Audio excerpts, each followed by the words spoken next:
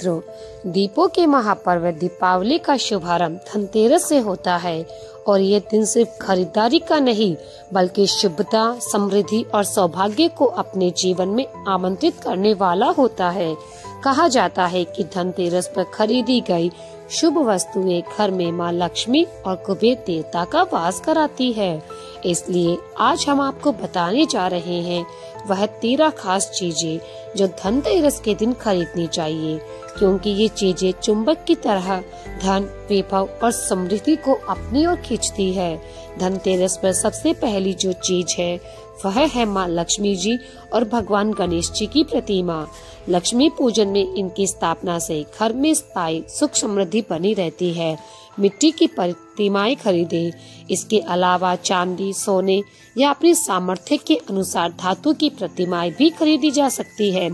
दूसरी वस्तु है चांदी या पीतल का बर्तन। ये दीर्घायु और स्थिर संपत्ति का प्रतीक माना जाता है।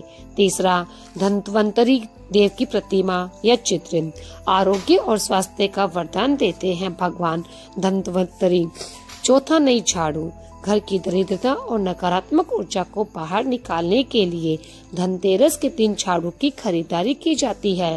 पांचवा, गोमती चक्र जो कि माँ लक्ष्मी जी को स्थायी रूप से घर में बनाए रखता है और गोमती चक्र माँ लक्ष्मी जी को अत्यंत प्रिय होता है। छठी वस्तु है दक्षिणावर्ती शंख या साधारण शंख। ये समृद्धि और सकारात्मक ऊर्जा का प्रतीक है। सातवीं वस्तु है रुद्राक्ष जो कि भोलेनाथ को अत्यंत प्रिय होता है, जिससे आरोग्यता का वरदान मिलता है। साथ ही साथ मन की शांति और भक्ति भी बढ़ती है। आठवीं वस्तु है कौड़ी। समुद्र की ऊर्जा से युक्त कौड़ी माँ लक्ष्मी जी को अत्यंत प्रिय होती है और ये सभी शुभ शक्तियों को अपनी ओर आकर्षित करती है, इसीलिए मंदिर में कौड़ी रखनी चाहिए। नवी वस्तु है धन के प्रतीक धातु जैसे कि सोना, चांदी या सिक्का। ये स्थायी सौभाग्य का प्रतीक माना जाता है। 10वीं वस्तु है हल्दी और साबुत धनिया। ये शुभता और समृद्धि का आह्वान करते हैं।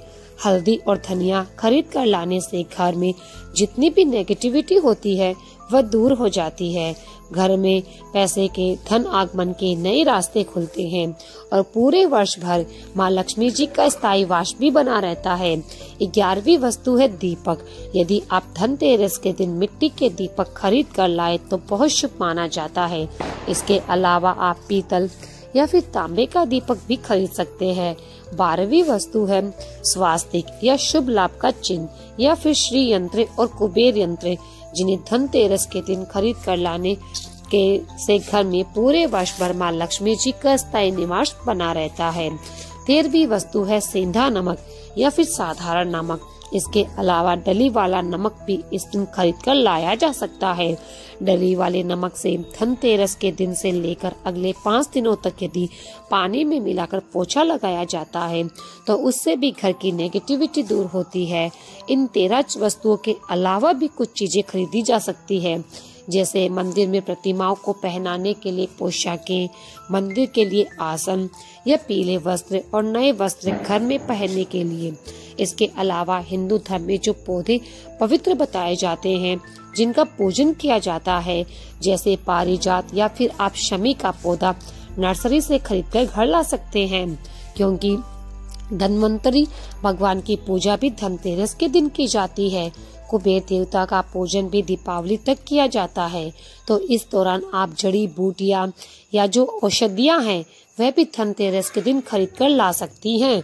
इन सब के साथ साथ आप हिंदू धर्म में प्रचलित पवित्र पुस्तक जैसे कि पुराण, कथा, चालीसा, आरती आदि की पुस्तकें खरीद कर फिर धनतेरस के दिन उसका पूजन करके अगले दिन चाहे तो आसपास के मंदिरों में दान कर सकते हैं या अपने घर में भी पढ़ने के लिए रख सकते हैं।